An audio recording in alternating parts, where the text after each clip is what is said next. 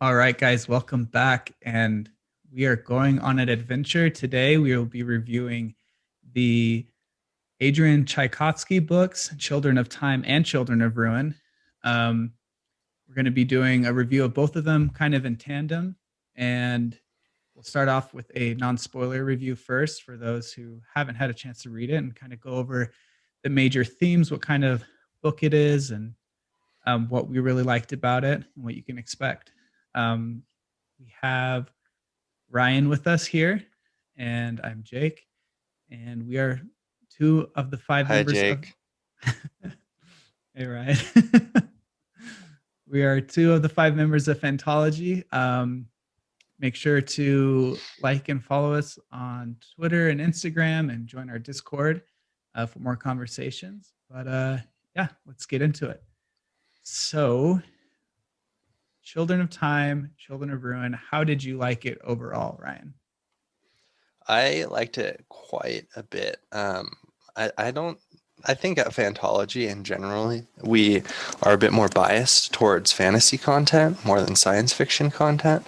Um, Not that that necessarily applies to you, Jake, because I think you're pretty even split. I think that you have a good interest in both of them. And maybe I'm slightly more biased towards fantasy than you, but I do like good science fiction novel when it comes along. So when you were saying you were reading these science fiction books, wanted to review them, I was like, I haven't read a good science fiction book in a while. So that was my hope when I picked up these books. And boy, oh boy, I thought they were really well written and super, super good to follow, super interesting. I'm somebody with a bit of science in my background. My biology or my undergraduate degree in college was physiology and developmental biology, and I currently work in a job that deals a lot in molecular biology. So this was pretty interesting to read. I loved the science parts of it, which this is pretty hard science book. As we were talking about this a few minutes before we started, this book is on the hard sci-fi end of the spectrum rather than opposed to the soft sci-fi. And I loved the aspects of it that pertain to science. I love the pseudoscience that Adrian Tchaikovsky uses in this, that you read it and it's like reading Michael Crichton's Jurassic Park, where they Yeah. talk about the science in such a way where you think this could be real science. Why couldn't we do this in real life? They're so convincing with their arguments. Yeah, you're like, wait, why haven't they made genetically engineered spiders or dinosaurs? How have we not cloned dinosaurs already? I've seen Jurassic Park. I read the book. I know the science. Yeah, who cares what happens in the movies? We need a park where we can visit dinosaurs. Yeah. Um, yeah, I'm glad you read it too. Speaking of our fantasy versus science fiction, I still think I'm my science fiction is very much underrepresented um, in general in what I read. And part of it is because I think most of the current writing authors that I like are in fantasy. I don't really have a good grasp of who is currently writing science fiction right now and compared to fantasy. Um, that being said, I think I'm one of the more vocally science fiction minded out of us and in our Hmm. Discord and stuff. So um, that may make me seem a little more even handed, but I'm still woefully uninformed to all things sci fi. And But Adrian Tchaikovsky, he's not solely a science fiction author. He writes fantasy, yeah, maybe some horror. I'm not sure. he These has are the the first books I've written by him, yeah, read by him. they're the only books I've read by him as well. But he has the Shadows of Apt series, which I know is a fantasy series. Um, but yeah, I haven't read those, and I know he's planning on writing I think another sci-fi trilogy, but it being more along the style of like a space opera, kind of like Star Wars or something like that. Not as hard sci-fi as this. Okay. Um, but I'm glad you brought up your your science and biology background because I remember when I recommended this to you, I was like, man, I really hope he likes it, and I hope the science like stands up enough because like it felt like in line with what your interests and your background is. So hoping in this review we can get like a further view inside your mind and how that all added up. Yeah, I mean, I do want to add a caveat to that. Being an undergraduate, I think before I had an undergraduate degree, I felt like people with an undergraduate in college are like, oh, they're an expert in that subject. Yeah. And now I work with mainly PhDs, and so I feel pretty stupid at most of my job. And I'm sure if any of them read this book, they would say, oh, this clearly wouldn't work because of the RNA isn't going to Yeah. translate well into the host DNA. I don't whatever. And so I'm sure there's going to be some of our listeners who are much more knowledgeable in science than you or I, and science won't check out for them. Yeah, for those who have read the books and are listening and are very experienced with microbiology and molecular biology and all that stuff, let us know the reasons why we haven't invented or created, uplifted a Yeah. tortilled race at this point. That kind of transitions into, I guess, the main hook, I guess you'd say, of the book is um, for both books. They're very similar in what they deal with, and they are direct sequels to each other. Um, the premise is there is a terraforming mission that kind of goes wrong, and humans had created a virus known as an uplift virus meant to help a non-sentient species evolve into a sentient species. And there's someone who had designed that for some primates on this planet she was terraforming, but something goes wrong and the primates die, but the virus finds host inside some portilla spiders. I think I always said Portia, but I think they say portilla in the books. But think Well, of it like the they small jumping spiders, right? yeah. So they call the spider who represents the portid species, they call her Portia. Oh, So I right, don't right. I don't know if I don't know the scientific term Yeah. of What's the its spider. genus and its species? Is that what it is? I don't know. Yeah, I'm not sure. Let's just call them the portiids. Yeah, the portiids. That's how they're referred to later on. But so the book follows the evolution of these spiders as they kind of build a civilization. And also, there is a half of the story is an old human colony vessel that's been sent out after Earth has passed its time of habitability, and they're trying to find a new home. So that's the basic premise. Is that what you have anything else to add you onto that, Ryan? Yeah, just that the humans who are attempting this uplift virus, it's really upset a portion of humanity, a very conservative that thinks that humans are playing God. And because of that, it sets off a catastrophe, which decimates technology and sends humanity back very far and as far as their technological progression goes. And so the humans that we follow in this ship are significantly less technologic less technologically advanced as the humans who are attempting this uplift virus. Yeah, so that it makes it really distinct. The humans you're following, their viewpoint and their journey is very distinct to the older slash newer technology that you see amongst the uplifted beings. Yeah. Um, yeah. So continuing, we don't really want to delve into spoilers here, but I'd Well, say, like Ryan, what would you say, like, out of 10? What's your rating? out of 10, I'd probably get like a 9 out of 10 for the first book. The second book, maybe more of an 8 out of 10. There's things I like about Children of Ruin more than Children of Time, but I don't know if it's just, the first book is the first one to bring these ideas and it's the first one to really do it. Whereas the second book does feel kind of like a retreading of Children of Time, but I still really like Children of Ruin, and it has different aspects to it that um, I feel make it better, but also not as compelling as the first one, if that makes sense. Yeah, But still yeah, really good, really high rankings. I agree. I think with this with your observation that Children of Time, they're both good books. I enjoy Children of Time a bit more than Children of Ruin, so I'd probably give Children of Time an 8.5 and Children of Ruin an 8, I think. Pretty And close. Yeah. I think they're well-written science fiction books. And if you're a fan of the genre, then these are books you should add to your to be read list for For certain. sure. Yeah. I think like some of the biggest strengths of it are the writing itself is very well done.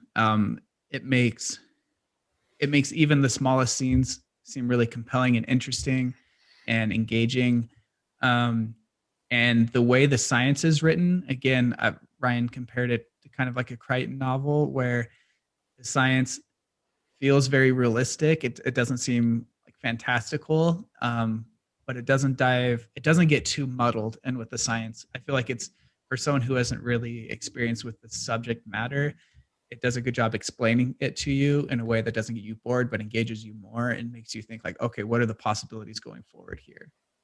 Um, that being said, I'd say the focus is more because it is more of a hard science fiction book. The focus is more on this kind of what if idea. What if this happened? This uplift virus found a home in these spiders, as opposed to a more character driven story.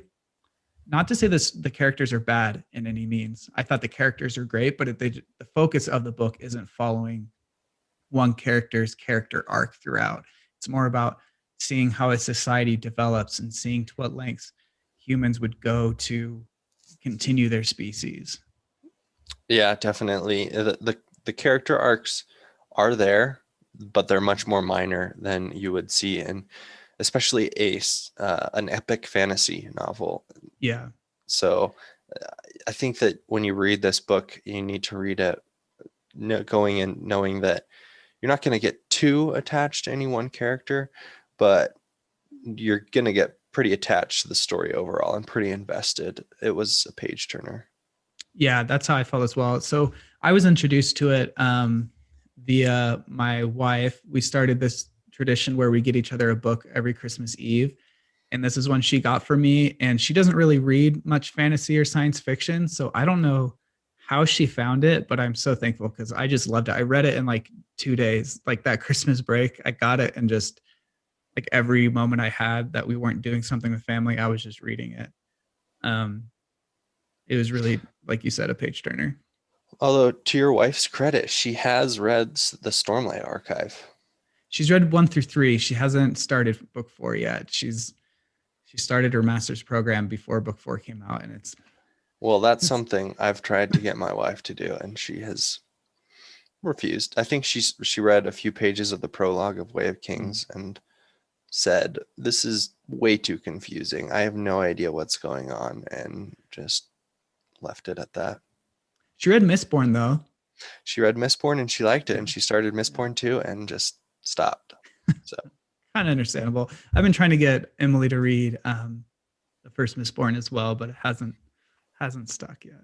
yeah. Um, Kind of hitting back to how we rated it. I don't want you guys to think at all that if you like to just read the first one and not read Children of Ruin as well. The first one's called Children of Time. The second is Children of Ruin. Children of Ruin is just still really good, and I recommend reading both of them together.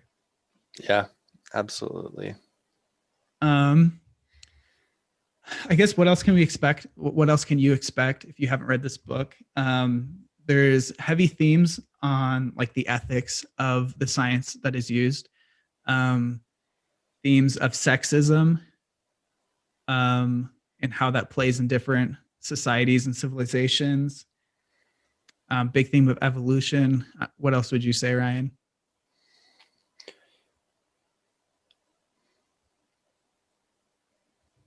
I would say that the hubris of mankind or a species in general plays into Yeah. it as well. I Mm-hmm. think that Avrana Kern is a good Yeah. representation of that, and we'll probably go into that a little bit later. Mm-hmm. Yeah, that's a really good theme as well.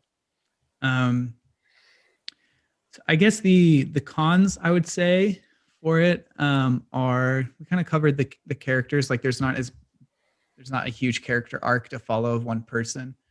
But honestly, I don't think there's many cons to it. I think the series ending overall was different than what I expected in a way that I was disappointed at first, but I like it now. But I don't think it was bad at all.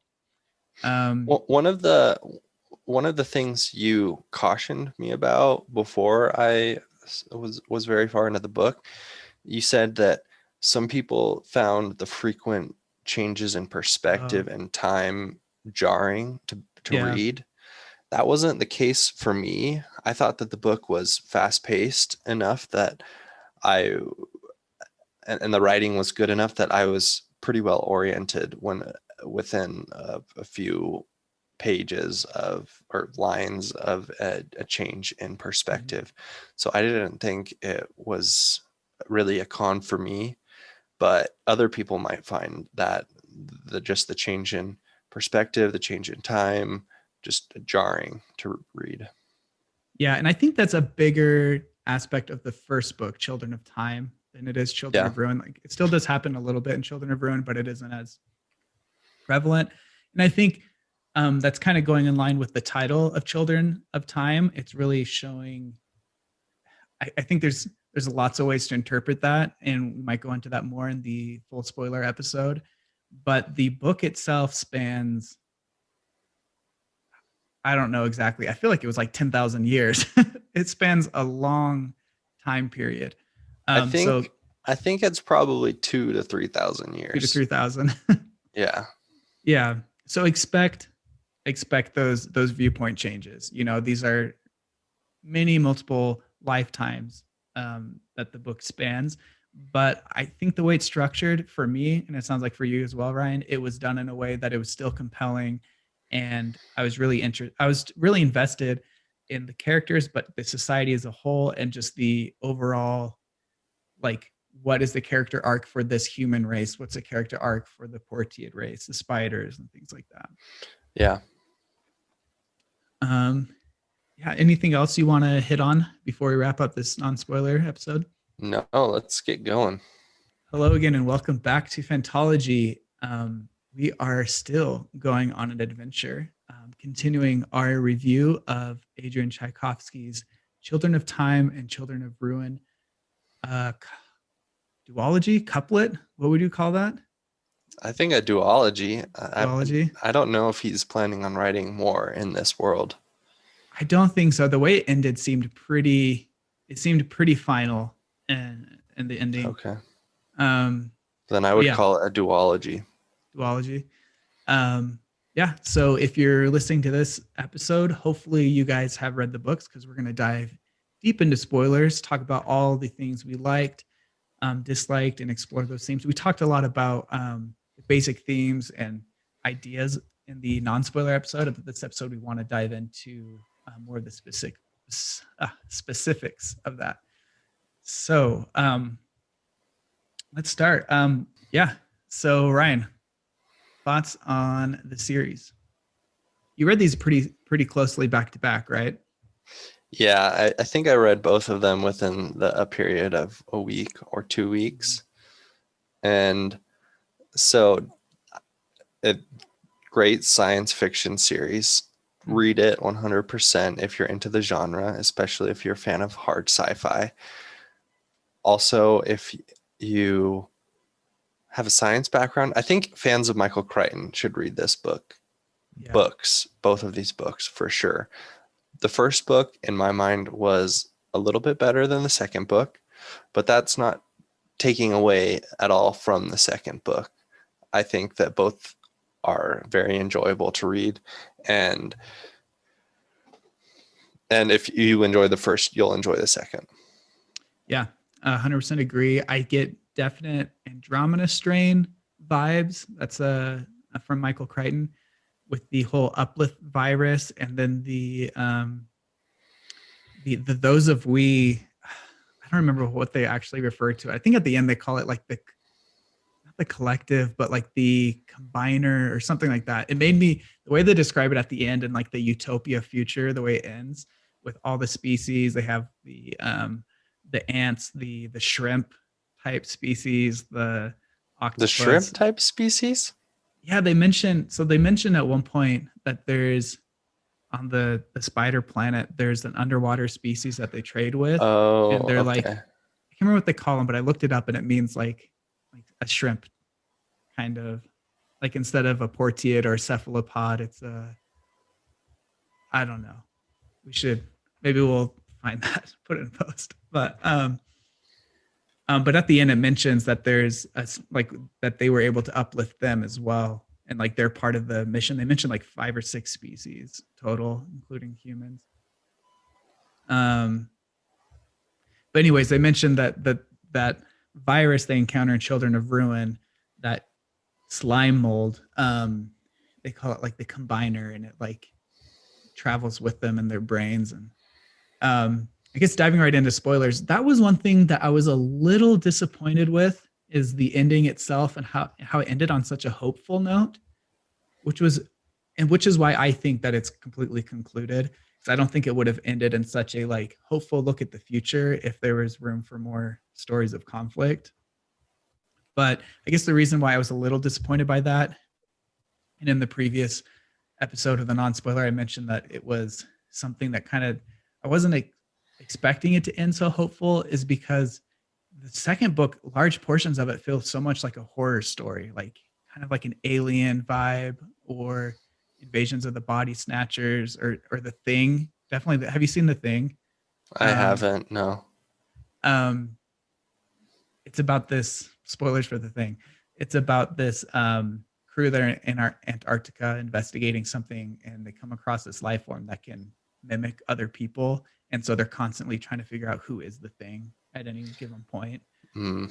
So it has like those vibes, with the virus infecting people, and then you're like, who can you trust? But that was Yeah. like such a horror element, and then I was just I couldn't see it ending in a happy note, and it ends in such a happy note. That was kind of two ideas competing against each other to me. I thought how they got to the ending, how they resolved the threat of the slime mold, those of we, was a little bit weird. How ultimately they end up reasoning with it, Yeah, and then it was just strange that this organism, which can invade pretty much any other organism, break down, like decode its brain, store it in its archive, and recreate the organism, could then just be reasoned with, saying, hey, if you guys continue this, you're going to be all alone in the galaxy with nothing left to explore. And yeah, and then those of ways like, yeah, you're right. We don't want to be alone. We'll keep you guys the way you are, and it'll make it interesting for us. I thought that was a little bit cheesy. I yeah, guess I don't know what I was expecting for the portiids or humans or the octopi to come up with some variant of the uplift virus and then inject it into the slime mold. I don't know. Who knows? yeah. But it It was just, it a felt just little a little strange. rushed, right? Like it felt Yeah. like we got to like tie up all these loose ends. Um, but I think the problem was, it was such a big threat that if they didn't completely resolve it, then it was like, in my mind, it was either the book ends with the galaxy doomed or everything okay. There's like not really a middle ground. And so I think it was still a good ending. Like we said, like we both rated it, I think like an 8 out of 10. So really enjoyed Hmm. it. Um yeah, also going back to the reasoning part, it's like it was such a naive intelligence for most of the book. And so maybe I just felt like it was a leap for it to go from this naivety to understanding, oh yeah, if we take everything over, then there's no more adventure. Like I Yeah. get that, there not being an adventure, it's a good reason for it not to take everything over. But would it really have understood that? I kind of have a headcanon that maybe Kern in that simulation at the end did like a Doctor Strange Dormammu thing, or like what seemed like an infinite amount of time bargaining with it, but on the outside in real time, it was like a shorter amount of time. And Yeah. so maybe that, like, I can justify it more if that happened. Yeah. Could be. That's why I don't know. I did like, yeah, it is true when you think about it. It's a very naive organism. That's why it always says we are going on an adventure. That's how it expresses its intentions, all summed up into one sentence. But it's creepy when Yeah. you would read it in the book. You just hear people like say we're going on an adventure, and you're like, oh no, they've Yeah. they've been got. Yeah. That was like chilling when the first guy who got infected said it. And then after all that unfolds, and then the captain was a ball teal, he's flying back to Desra, and he's like, Desra, you gotta we gotta shut down this planet, blah blah blah. And then all of a sudden he's like, because we're going on an adventure, and Yeah, you're just like, oh no, like I thought he escaped. That was a really good yeah, part. yeah. You're like, wait, or Desra says, wait, why? If we're supposed to keep it quarantined, why are you coming to me?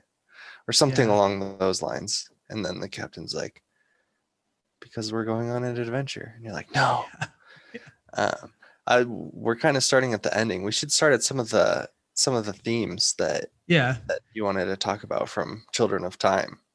I think and talking and like the preparation we're talking about to go over, I think we both really liked the theme of sexism in the book, especially with the Portiad Society. Um, Not that we like sexism. yeah, We we like we that the male Portiads were put in their place. yeah.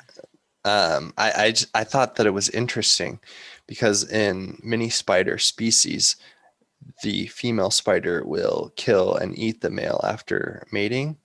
And so the female spiders are often bigger than the male spiders. So when you uplift a spider species with this already in its evolutionary past, that naturally nature comes with it in the sense that the female spiders are still much larger than the male spiders. They are more dominant. They have a more structure. The society around them is I guess structured. They're in charge.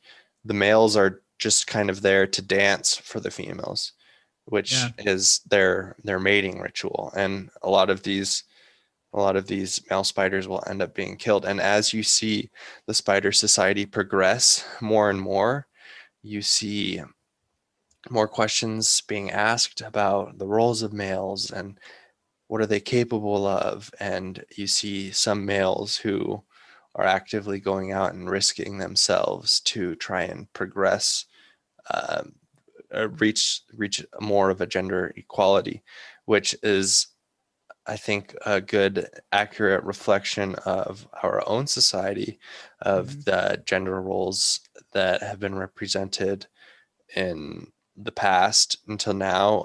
We're definitely not at a place where we can say that there is gender equality between male and females, and for a variety of reasons. And so I guess it's interesting as a male, reading from the perspective.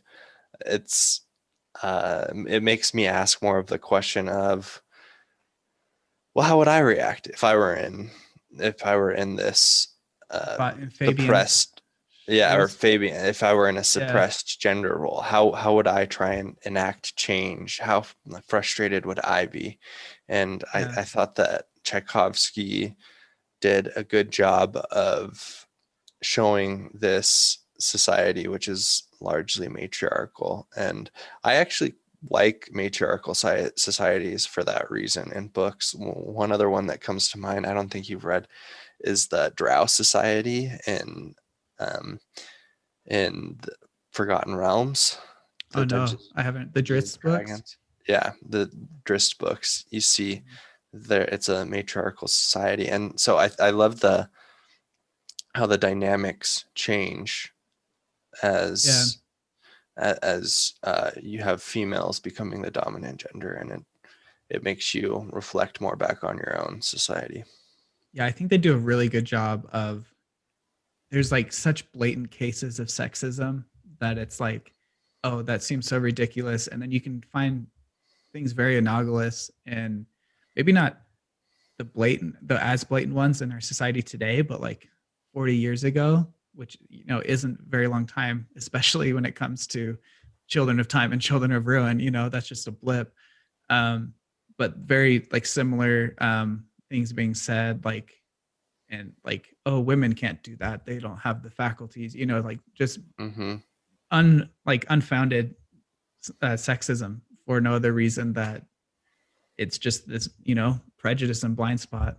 I think it's interesting that how well Tchaikovsky does with making the sentient spiders relatable but also super alien. Yeah. Like the fact that they have that cannibalistic history in their species, and how we were talking the other day about how they said like it's frowned upon, but sometimes the females would hunt the males still, is like, and it was like frowned upon, but murder, straight up murder for the society wasn't really like anything other than frowned upon in such a sexist way too. Um, Yeah, I loved Fabian. There's one embodiment of him where he's super valuable to this female because he's just a very smart scientist, and he's asking her, well, what if I was on the streets? You wouldn't know because I wouldn't have been given the chance to have to be intelligent, to show my worth. yeah. And the female spider just doesn't understand. She says, you have everything that you could ever want here. Why would you want more? And Fabian's like, well, I just want the betterment of my gender. I want those males who are capable of being good scientists, who are in fact hunted on the streets. I want them to have a chance. I think if I remember right, he says something like one of the things he wanted different is like everything he had to be given through her. Like Yeah. he didn't, he would not, nothing was earned just because he was as valuable as he was. It was because she saw his value. So she got him, she gave him the things he had, as opposed to, if there was true equality, then he wouldn't need to be given anything. He could just work for his value and obtain what he deserved. And I think that's a really good um, look at our society in all forms of marginalized groups. Yeah, I think you see this like shared a lot. Like, oh, why are you complaining? Like, you have this in life, you have that in life. When like that doesn't make up for the fact of how hard it is to obtain those things and how so much inequality there is. Um, One thing I think is really cool with the gender dynamics again is something that helped the males find value in the beginning is the fact that the virus passes these understandings, as they put them, through mating, and it had to come through the males, right? Like they passed their genetic material, so once they learned something, they could pass that along to a female, which is a really cool science part to me, which is the fact that you could pass down knowledge genetically.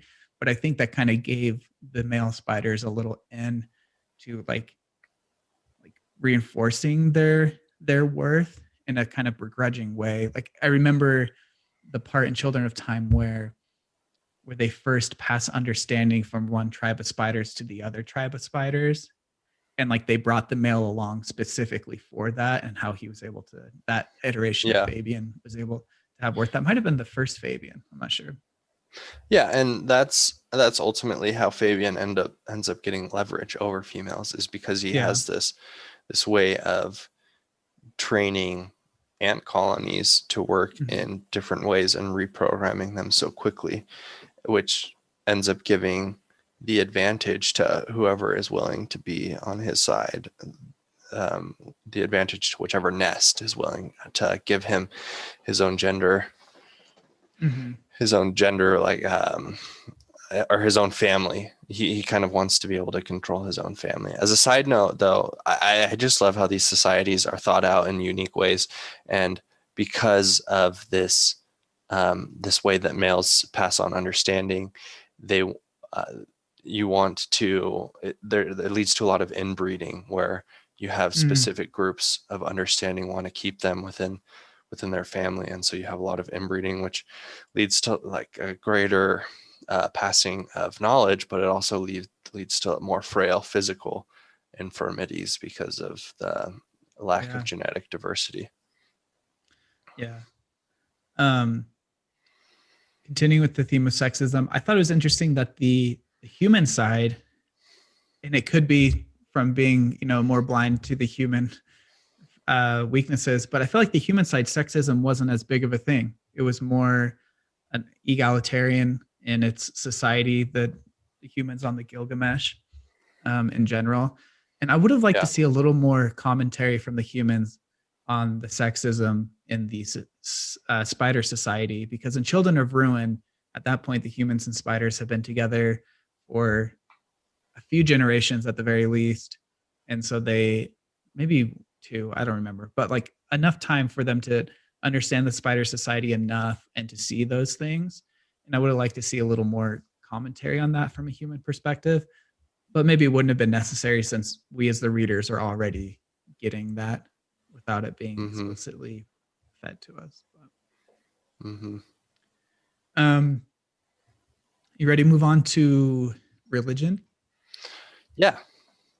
Cool. I think one of the coolest aspects is kind of the, I wouldn't be called anthropology, I guess, but the anthropology of the spider society and how they went from basic like hunter gatherers to establishing more of a society when they finally realized what the understandings, how they worked. And then you mentioned the ant colony. I liked how they tamed these ants and kind of turned them into a computer system. And Mm-hmm. then at that point, when they realize or when they recognize the signal being sent from Kern in space to, was it like a crystal or something? I don't It know, was but the they were ants would like like making the dance around ants were it. making a satellite almost. They Yeah. were putting themselves in some sort of formation with the top mouse holding a piece of metal, Yeah. or mouse, the top ant holding a piece of metal, and they were receiving a signal from Avrana Kern. Yeah. And I liked how that turned that like completely changed the spider society. Up until that point, they like hadn't thought at all about, they didn't do anything that resembled religion from my point of view. But as soon as they saw the ants do that and recognized what was happening, the next viewpoint you get is everything is about the signal and like what does it mean and like how do you communicate with it. And it was cool to see how that spurred more advancements in technology to better understand the signal, but also spurred all these superstitions along with it. So it kind of is an interesting take on how religion can sometimes advance society and technology in ways that otherwise wouldn't, but also kind of restrict it because it's within these bounds of that Mm-hmm. superstition. Yeah, and it it asks an interesting question. I don't know if this was intentional by Tchaikovsky or not, and it's something we see in our own society, which is, as I think the more educated society becomes, the less religious it becomes. And as you see that in the society of the spiders, where as they become more advanced technologically, they start to realize, well, maybe this isn't a god that is communicating with us. Maybe it's something else. And at first, these people are these spiders, which believe this, are ostracized and on the outs of society, but things progress to the point where, with Fabian's help, they end up becoming this less numerous nest ends up conquering this greater nest, which technically has the blessing of Rana Kern, who claims she's God. And Avrana Kern eventually transforms herself when she more understands the spiders that she's communicating with. She admits in the end that she's not a god, and she becomes more of a mentor and artificial intelligence, which helps guide their progression in a more as companions. Anyways, I thought that it was just interesting how in Children of Time, at least it sort of asks the question that, is religion just a byproduct of explaining the unexplainable? And it's definitely not anything that, I mean, some people think that they have the answer. I'm not so sure. But it's something that hasn't really been explored in a fantasy book that I've read. Yeah. I liked how you said how it kind of restricted knowledge. And I don't think that's something inherent to religion. I think it's inherent to certain ways religion is interpreted, but I don't think being religious in and of itself makes it so people are less likely to learn. But I think that was kind of a reflection of a lot of how religion is interpreted in our society in there. I liked how, like you said, Veronica Kern is like this religious figure, and then she has to kind of recognize, I need to stop doing this for it'd be better for their society if I came, kind of revealed myself a little more. Kind of stepping into Children of Ruin with in a similar sense, I don't know. I like the comparison between Veronica Kern and the spiders and Desra Sinkovi and the octopuses, and how they revered him, but their genetic engineering was a lot faster, right, than the spiders. It was more intentional and with him around. And I don't know if there's just a difference between the species or how they came across him, since they kind of knew of him from the beginning. But he was more of this mythological figure that they never quite understood, but they knew they should respect. But also, I don't know, it was a weird take on, I just assumed it would be oh, they're going to worship him in the same way that the spiders worshipped Veronica Kern. But I liked how it was different because it was a different setup and everything. Yeah, and it shows, I think, the difference in octopuses. Mm-hmm. Octopi, I don't know, what's the right way to say that, Jake? I think in the book they say that octopuses or octopods, I think octopods is the correct way, but octopods, that sounds good. Let's go with octopods. I think the book makes a point of saying octopi is wrong, but it sounds better. So they use a couple different terms in the book for that reason. Yeah. So anyways, let's see if I can remember my point. But the octopods, they're neurological. They're just different. They don't have the same genetic makeup, of course. And so they're, I guess maybe it's more that their evolution is guided and much more present, or Sankovi was much more present during their evolution. He wasn't like some satellite in the sky giving them instructions. Yeah. And so maybe that was why it wasn't quite, they didn't view him as a god, or maybe it was just because of how the octopods work, how they're made up. Yeah, the octopod society was much more,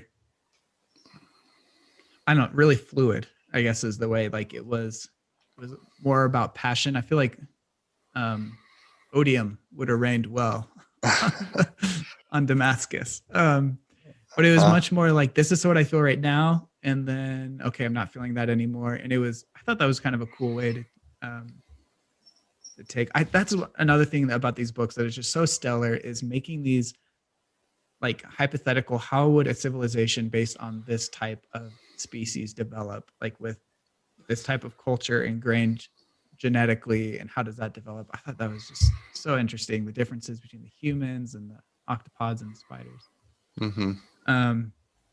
But I think this is a tangential theme along with religion, is the hubris. You mentioned that I don't remember if you mentioned in the last episode or just when we were talking before. I see hubris in a lot of things, and just the idea of we can go to these planets and terraform them. I saw hubris in Veronica Kern, deciding that she was going to uplift these monkeys when it was a prideful way of this is like Yeah. my planet. Not necessarily like not malicious at all, but a little bit of pride there. Anyways, those are just some moments of hubris.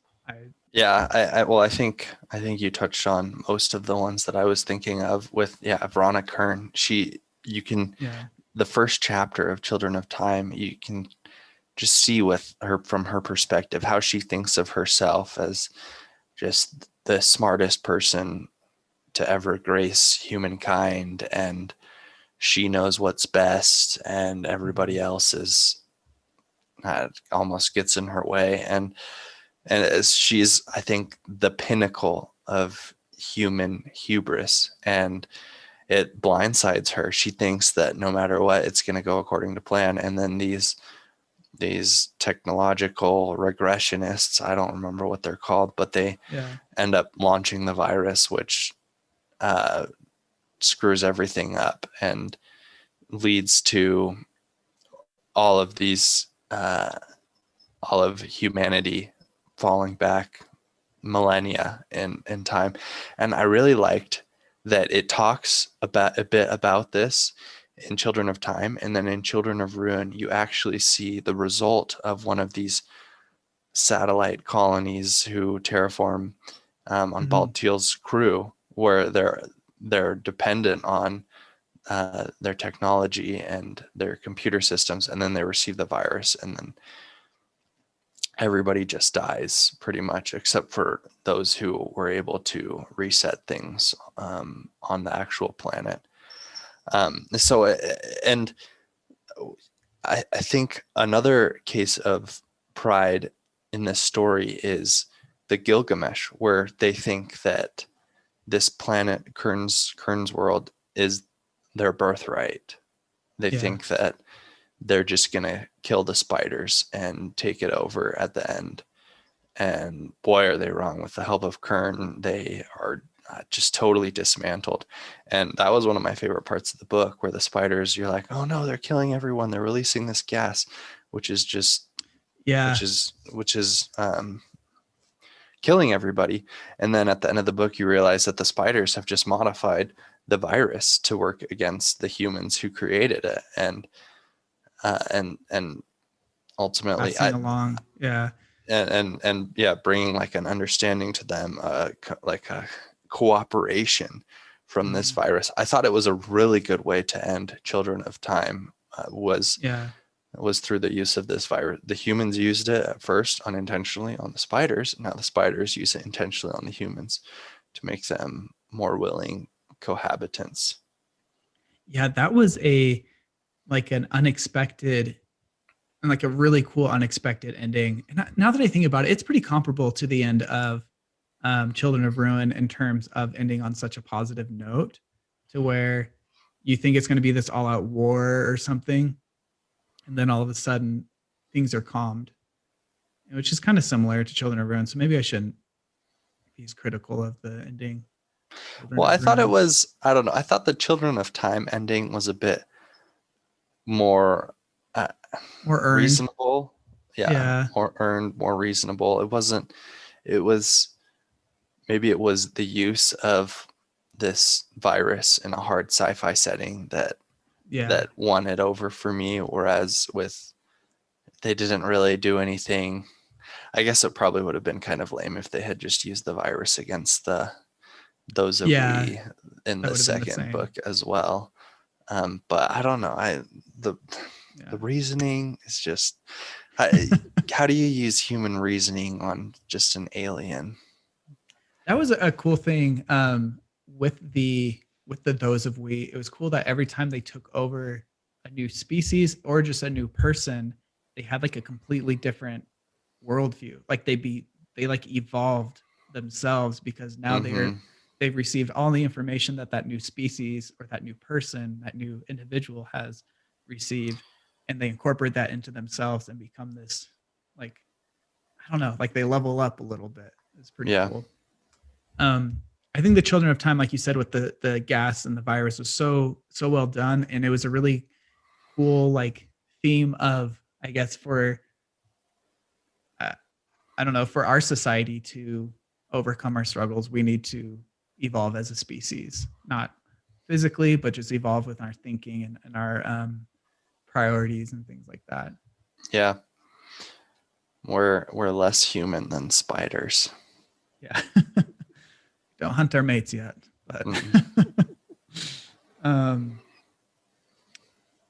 yeah, what else? There's like obviously themes of evolution. That's we kind of talked about that and how that like figuratively applies to society. I just thought that was a really cool aspect of watching everything evolve, like how the planet ecology developed over time, and with the octopuses on Damascus, how it was cool to see Desra's point of view of watching the octopuses, like, oh, now they're doing things with these tools I didn't tell them to do, and him trying to figure out, are they like consciously deciding to do this, or are they just mindlessly doing this, and how they slowly developed a society there. That was really cool as well.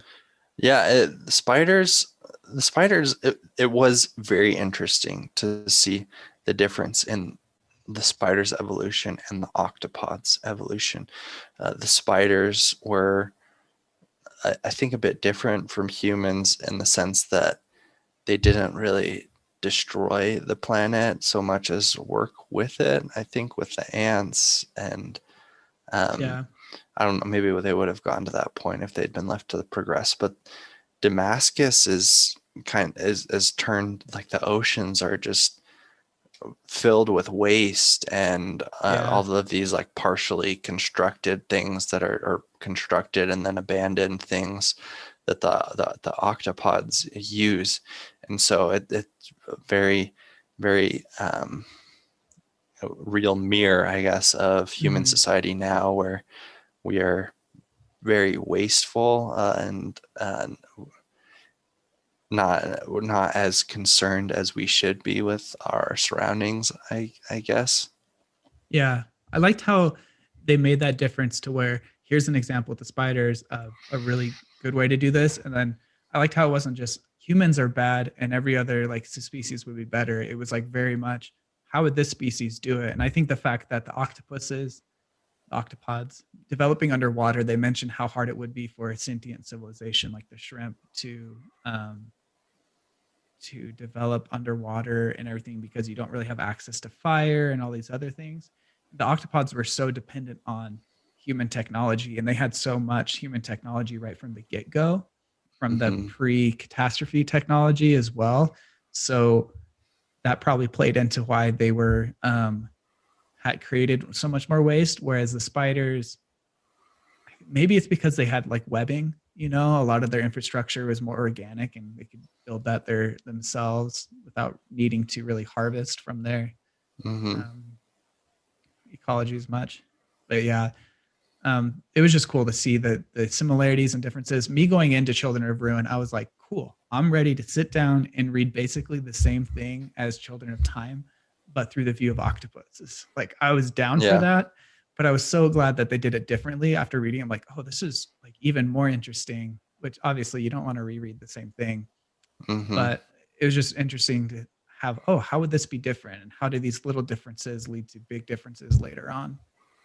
Yeah. Yeah, it was the one part that I really loved, the moment of realization, was when the Portiad human ship is encountering the octopods for the first time.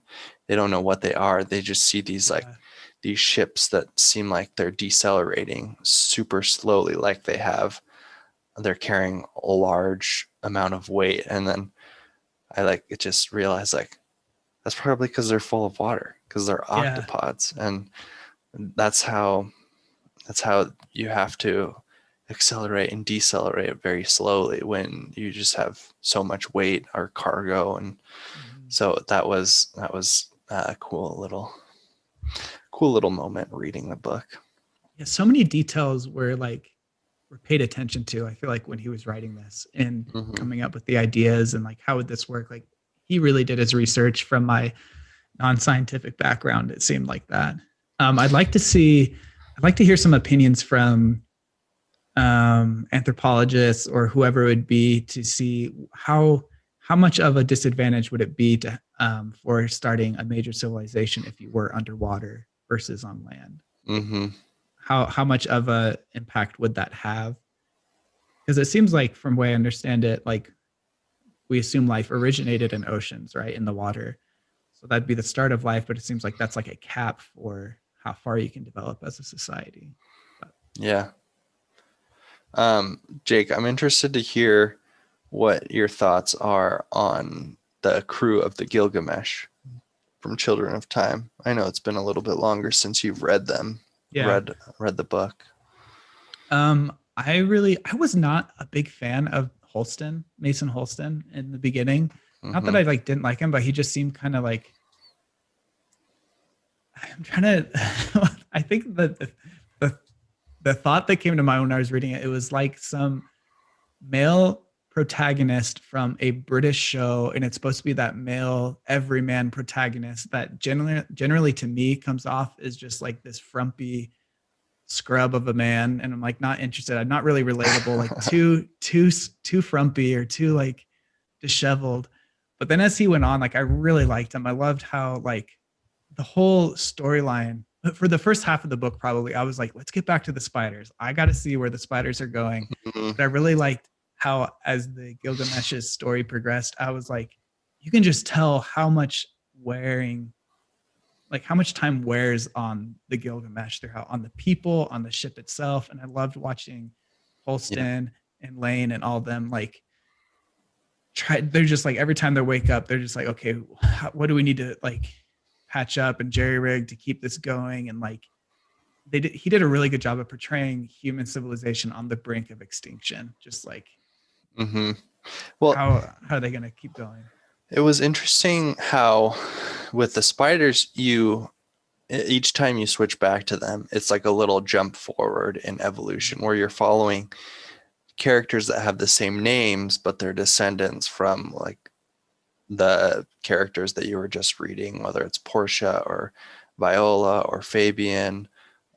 These are like they have similar personalities, similar roles, maybe, but they're essentially different people, and so you get this jump forward in society each time you go back to the spiders, and it's the same but different with the humans with Holston.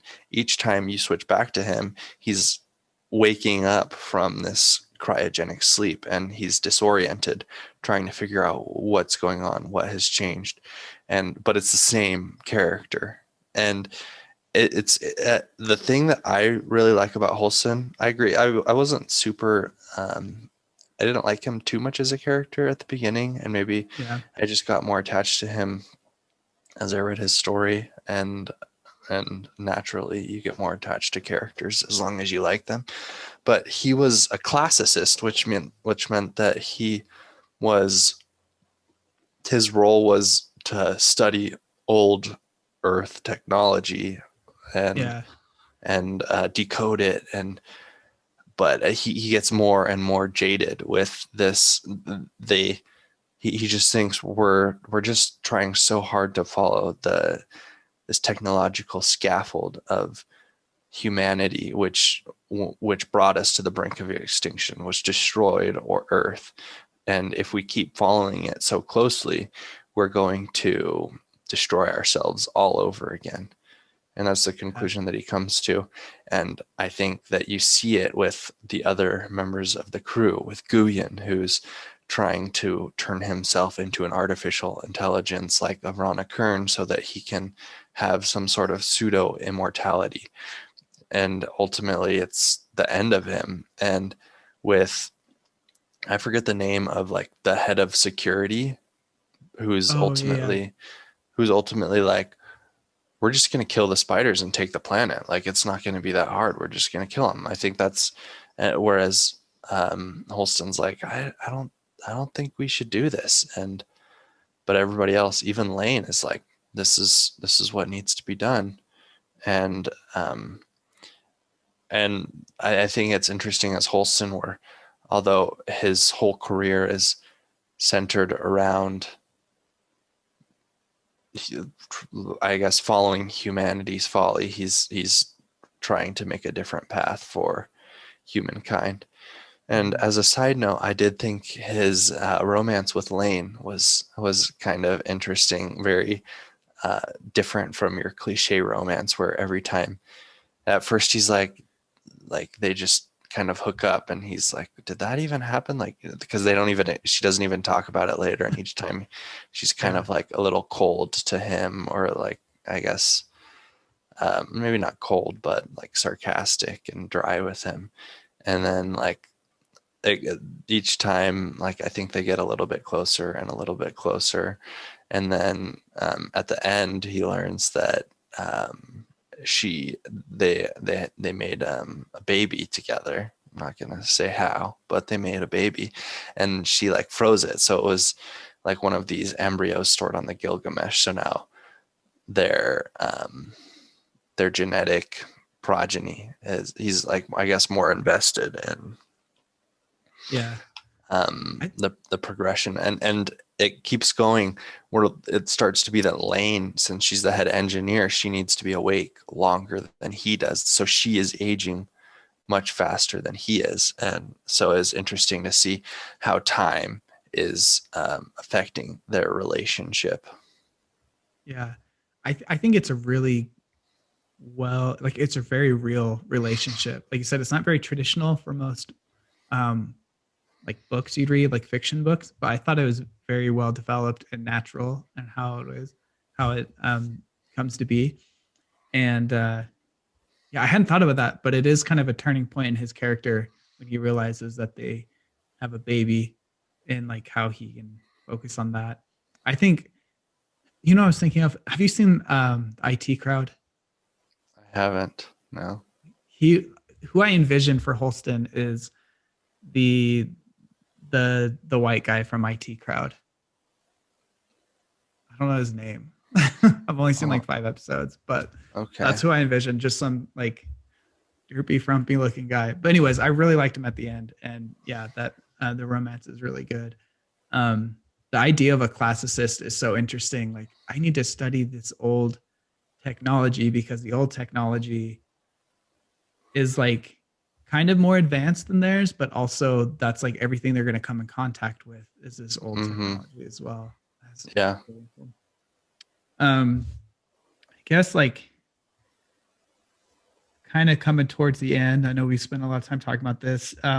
Is there anything else you really wanted to talk about in terms of themes? Or I feel like ethics as well is a big theme. Like what is ethical when it comes to this bioengineering and terraforming?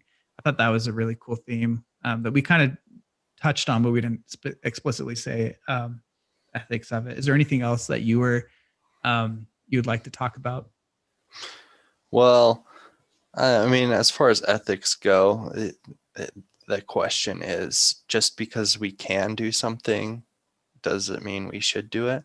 And we encounter that today with editing human genomes um, for any embryos, or cloning. These are the ethical discussions of today.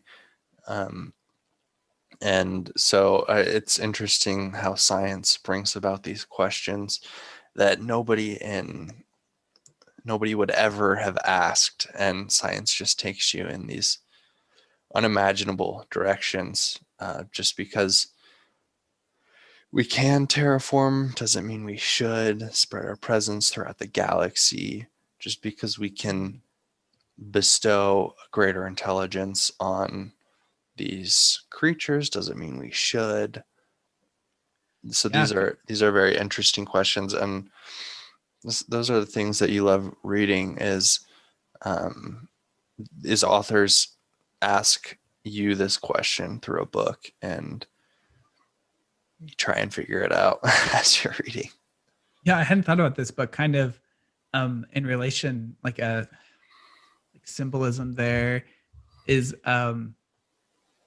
like in the words of those of we, like just because it would be an adventure, should we like do that? You know what I mean? Like they, because they were, their motivations were pretty innocent, they just were wanting to learn, basically. They wanted to absorb and go on Mm-hmm. this adventure. But is he like journey before destination, I guess. Yeah.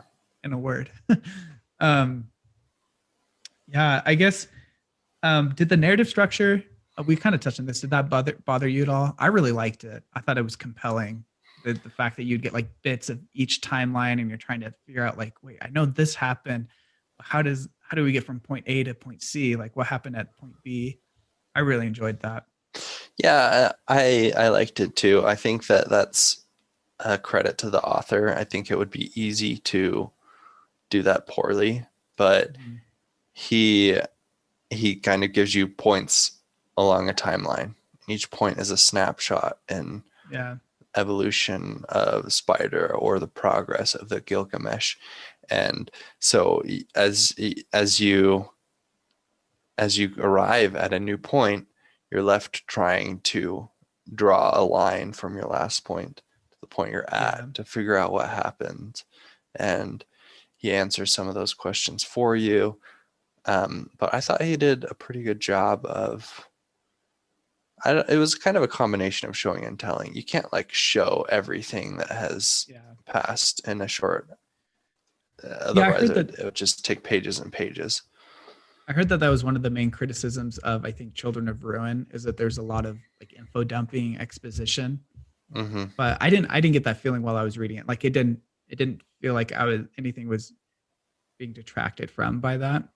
I think this is more prevalent in Children of Ruin is you read up about Desert Sinkivi's time period, and then you flash to the Voyager visiting the Octopus Society, and you're like, wait, what happened in between these two huge time jumps to get to where they Yeah. are? And like you're like, it's almost like you're eating the story from either end, and then you get to the middle, and then you get to the very end. And I Hmm. really liked how it was done. It um, made it like really suspenseful and compelling and like just attention grabbing in general. It's Um, actually that actually reminds me. I just watched the TV show Chernobyl, and I need to watch that. it's pretty good. I really enjoyed it, and it starts off at the end, kind of or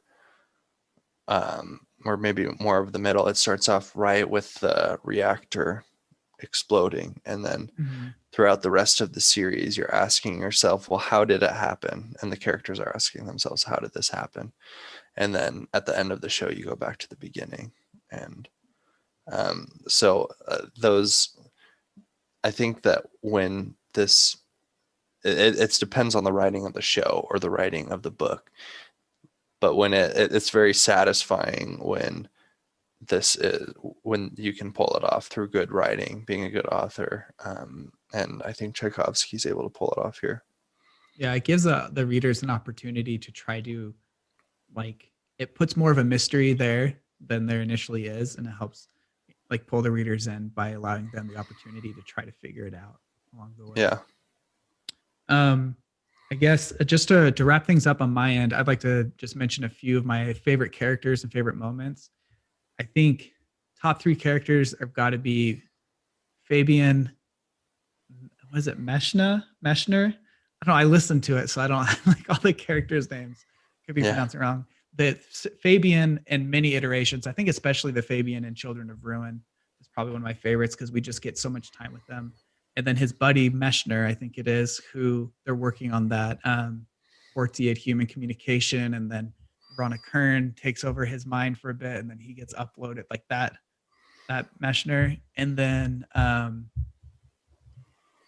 probably of Ronna Kern as well. Like as much as she's kind of this like antagonistic force through a lot of it, even when she's on the good person side, she's such a um she like it's so biting. Like it's hard to call her like a good person or a protagonist, but just her character was so interesting and fun to read more from.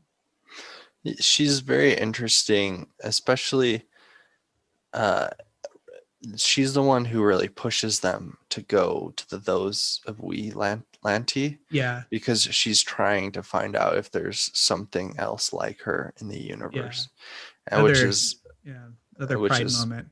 yeah, but it's also a human moment Mhm. for an artificial intelligence.